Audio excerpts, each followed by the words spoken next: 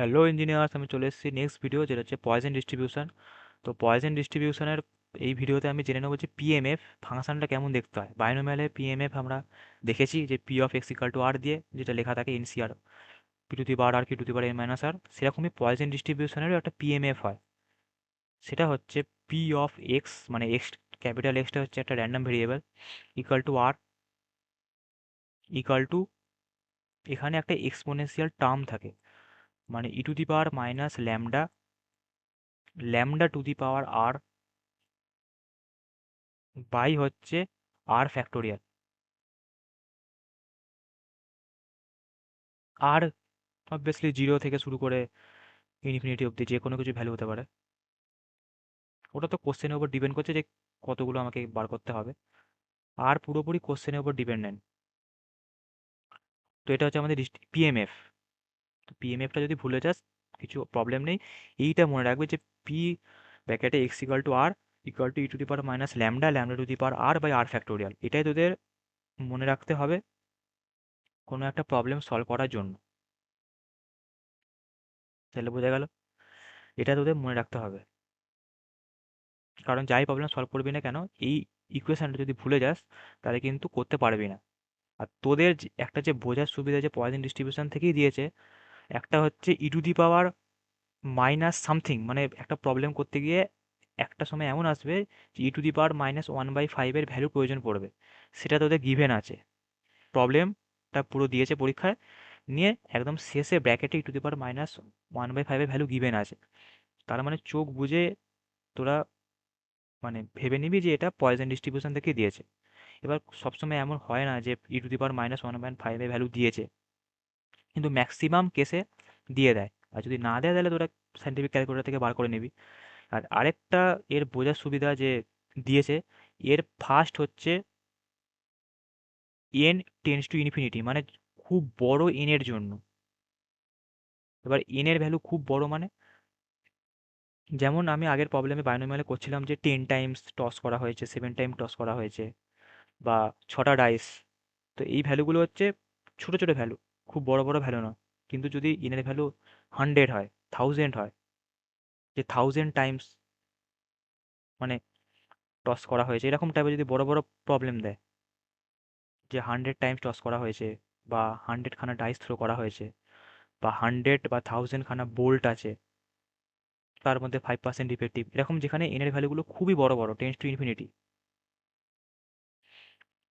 এবং probability value প্রায় জিরোর কাছাকাছি, মানে 0.5 বা 0.8 এরকম টাইপের ভ্যালু নয়, প্রায় 0.1, 0.01 এরকম টাইপের ভ্যালু, এবং হচ্ছে এনপি কনস্ট্যান্ট। তো সেই রকম কেসেতে আমাদের পয়জন ডিস্ট্রিবিউশন ইউজ করতে হবে।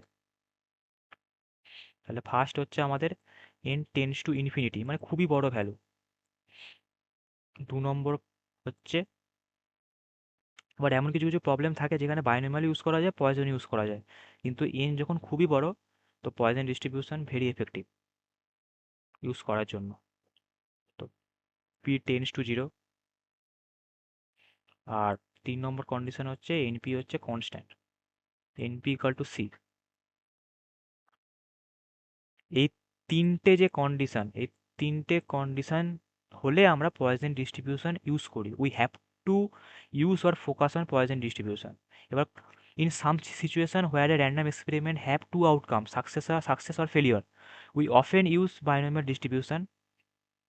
তো এটাই বললাম যে সাকসেস অথবা ফেলিওর এরকম টাইপের থাকলে আমাদের প্রথমে মাথাতে বাইনোমিয়াল ডিস্ট্রিবিউশনটাই স্টাক করে। প্রথমে আমাদের এটা মাথায় স্টাক করে যে আমাকে বাইনোমিয়াল ডিস্ট্রিবিউশন ইউজ করতে হবে। যখন আমি দেখতে পাচ্ছি এন এবং পি এর ভ্যালু গিভেন আছে, তখন আমাদের মাথাতে প্রথম আসে যে আমাদের বাইনোমিয়াল ডিস্ট্রিবিউশন ব্যবহার করতে হবে। কিন্তু যদি দেখা যায় যে সাকসেস আর ফেলিওর আসছে, পি গিভেন আছে, এনও গিভেন আছে, তাহলে আমরা জানি যে বাইনোমিয়াল ডিস্ট্রিবিউশন ব্যবহার হবে। কিন্তু এন খুবই বড় ভ্যালু, যেটা হচ্ছে ধর 100, 1000, তখন কিন্তু আমরা বাইনোমিয়ালের পরিবর্তে যদি পয়সন ডিস্ট্রিবিউশন ব্যবহার করি, তাহলে সেটা টাইমও কম লাগবে, এবং মানে ভুল হবার সম্ভাবনাটা কম থাকবে। বেসিক্যালি টাইমটা খুবই কম লাগবে। তো সেই কারণে সাকসেস আর ফেলিয়ার থাকলে অবভিয়াসলি বাইনোমিয়াল ডিস্ট্রিবিউশন তোরা ইউজ করবি, প্রথমে মাথাতে সেটাই আসবে।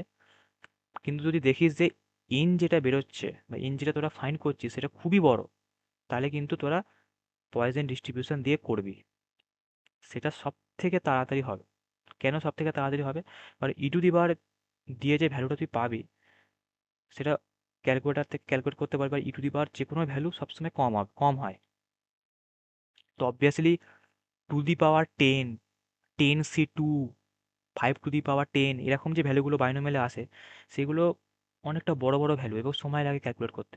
তো তার থেকে ই টু দি পাওয়ার সামথিং সব থেকে কম সময় লাগে এবং ক্যালকুলেটটাও অ্যাকুরেট আসে। তাহলে বোঝা গেল যে এই তিনটে কন্ডিশন হলে আমাদের যদি সাকসেস আর ফেলিওর থাকেও আমরা পয়েজন ডিস্ট্রিবিউশন ইউজ করব। তো যেমন এক্সাম্পল, যে আমি বলছি n টেন্স টু ইনফিনিটি, যে number of accidents in India per day, এবার যদি ইন্ডিয়াতে আমি হিসাব করতে যাই তাহলে অনেক অনেক টেন্স টু ইনফিনিটি। তো সেই রকম কেসে এন এর ভ্যালু খুবই বড়। তো অবভিয়াসলি বায়োনিমাল দিয়ে যদি আমি করতে যাই সেটা অনেকটা মানে টাইম বেশি লাগবে এবং ক্যালকুলেশন অতটাও অ্যাকুরেট আসবে না। তো সেই সবগুলোর জন্য পয়জন ডিস্ট্রিবিউশন খুব এফেক্টিভ। তারপর number of death of diseases such as heart attack আর ক্যান্সার, এরকম টাইপের। যেটা করোনা ভাইরাস যখন এসেছিল সেই সময় ধর যে সংখ্যাটা হচ্ছিল প্রতিদিনই প্রচুর বাড়ছিল। তো এরকম ইনফিনিটির দিকে যাওয়া যে ভ্যালুগুলো মানে খুবই বড় বড় চেইনের ভ্যালুগুলো, সেই সব ক্ষেত্রে আমাদের যদি সাকসেস আর ফেলিওর দেওয়াও থাকে কোশ্চেনে, আমরা পয়েজন ডিস্ট্রিবিউশন ব্যবহার করব। তাহলে বোঝা গেল আমরা দুটো প্রবলেম দেখব পয়েজন ডিস্ট্রিবিউশনে, যেটা পিওয়াই কিউ এবং খুবই ইম্পর্টেন্ট পিওয়াই কিউ, যেটা রিপিট হয় মানে ম্যাক্সিমাম দিলে এইগুলোই দেয়। তো সেখানে তোরা দেখতে পাবি যে প্রবলেমটা কেমন আসে এবং কিভাবে করতে হবে। তো তার আগে আমরা একইভাবে পয়েজন ডিস্ট্রিবিউশনের মিন দেখে নেবো নেক্সট ভিডিওতে, তারপরে ভিডিওতে ভ্যারিয়েন্স দেখে নেবো, তারপর আমরা দুটো প্রবলেমে যাব। এই প্রবলেমগুলো খুবই সহজ প্রবলেম, মানে জাস্ট 2-3 লাইনে হয়ে যাবে। যদি ই টু দি পাওয়ার এর ভ্যালু যদি গিভেন থাকে তাহলে তো খুবই ভালো, না হলে তোরা ক্যালকুলেট করে নেবে। তাহলে আশা করি বোঝাতে পেরেছি যে পয়েজন ডিস্ট্রিবিউশনের পিএমএফ মানে এই যে ফাংশনটা P of X equal to R কেমন দেখতে হয় আর কোন কন্ডিশনে আমরা ব্যবহার করি। অনেক সময় শর্ট কোশ্চেনেও দেয়, হয়তো দিল যে যখন এন টেন্স টু ইনফিনিটি মানে লার্জ ভ্যালু অফ এনে আমরা বাইনোমিয়াল ডিস্ট্রিবিউশন ব্যবহার করি, তাহলে অবভিয়াসলি সেটা ফলস, কারণ আমরা পয়েজন ডিস্ট্রিবিউশন ব্যবহার করি। তো এগুলো এমসিকিউতেও দেয় অনেক সময়। তারপর এনপি কনস্ট্যান্ট এরকম দিতেই পারে যে কোন ডিস্ট্রিবিউশনে, একমাত্র কোন ডিস্ট্রিবিউশনে এনপি কনস্ট্যান্ট পয়েজন ডিস্ট্রিবিউশন। এরপর যখন মিন করাবো ভ্যারিয়েন্স করাবো তখন আরেকটা শর্ট কোশ্চেন বলে দেবো। তো তাহলে নেক্সট ভিডিও দেখা হবে, bye bye. Just take it easy.